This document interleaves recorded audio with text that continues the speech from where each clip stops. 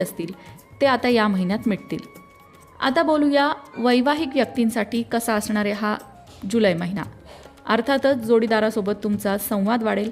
तुम्ही एकत्रित मिळून घेतलेले कुटुंबासाठीचे निर्णय तुमच्या सुखात वाढ करतील. छोट्या छोट्या गोष्टींवरनं वाद मात्र टाळा. अविवाहित व्यक्तींबद्दल बोलायचं झालं तर जुन्या व्यक्तीशी पुन्हा संपर्क होऊ शकतो किंवा नवीन ओळखसुद्धा निर्माण होण्याची शक्यता आहे, जी एका नात्याकडे वाटचाल करू शकते. पण घाईमध्ये आणि भावनिक दृष्टीने कोणतेही निर्णय घेऊ नका. प्रॅक्टिकली सुद्धा थोडा विचार करा. विद्यार्थ्यांना अभ्यासात एकाग्रतेची गरज राहील. खास करून स्पर्धा परीक्षा देणाऱ्यांनी सराव हा सोडायचा नाहीये. गुरुचा प्रभाव मेष राशीच्या विद्यार्थ्यांसाठी शिक्षणाच्या दृष्टीने अनुकूल आहे. या अनुकूल ग्रहमानाचा फायदा तुमच्या मेहनतीने तुम्ही करून घ्यायचा आहे. कारण ग्रहमान कितीही अनुकूल असलं पण तुम्ही काहीच केलं नाही तर त्या ग्रहमानाचा काहीही लाभ होत नाही. ग्रहमान अनुकूल असतं तेव्हा आपल्या कष्टाला फळ मिळणार आहे याची खात्री असते. नवीन कौशल्य शिकण्यासाठी हा काळ अतिशय उत्तम आहे, जो मेष राशीच्या कुठल्याच व्यक्तींनी दौडू नये. आरोग्याच्या बाबतीत सांगायचं झालं तर थकवा तुमच्या मनावर थोडासा राहील. त्यासाठी तुम्हाला आरामाची गरज आहे. शरीराला झोपेची गरज आहे.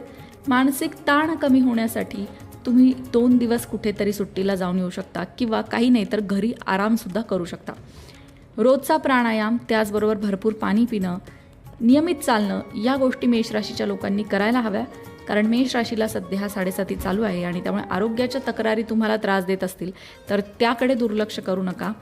सगळ्यात महत्त्वाचं म्हणजे मन आणि शरीर दोन्हीही आरोग्यदायी राहील अशा सवयी लावून घ्या. 7.5 त्या सवयी लावून घेतल्या की त्या सवयी पुढे आयुष्यभर फायदा देतात, हे लक्षात असू द्या. मेष राशीच्या व्यक्तींनी आयुष्यात दिशा नाही आहे सापडत किंवा खूप भरकटल्यासारखं आयुष्य झालं आहे असं जर वाटत असेल तर दर मंगळवारी हनुमान चालिसाचं पठण करावं. त्याचबरोबर दर मंगळवारी ओम अंगारकाय नमः या मंत्राचा 108 वेळा जप करणं शक्य झालं तर तो देखील करावा. गुरुवारी हरभरा डाळ आणि पिवळ्या वस्तूंचं दान करणं लाभाचं ठरेल. घरातील ईशान्य दिशा जी आहे तुमची ती स्वच्छ ठेवा, प्रसन्न ठेवा. कारण ईशान्य दिशा ही ईश्वराची दिशा असते. तुमच्या घरातली ईशान्य दिशा म्हणजेच पूर्व आणि उत्तर यांच्या मधली दिशा, मधला कोपरा. पक्ष्यांना सुद्धा दाणे टाका, पक्ष्यांनाही खायला घाला. त्यामुळे सुद्धा तुमच्या आयुष्यातील अडचणी थोड्याफार कमी होतील. दुसऱ्या जीवांचा विचार केल्यानंतर आपल्या आयुष्यातील दुःख आपोआपच कमी होतं. मंडळी, वास्तुशास्त्र, ज्योतिषशास्त्र, अंकशास्त्र यासारख्या विषयांवर तुमच्या मनात काही शंका असतील तर त्या कमेंट बॉक्समध्ये नक्की विचारा. तुमच्या प्रश्नांची उत्तरं घेऊन येण्याचा प्रयत्न आम्ही नक्कीच करू.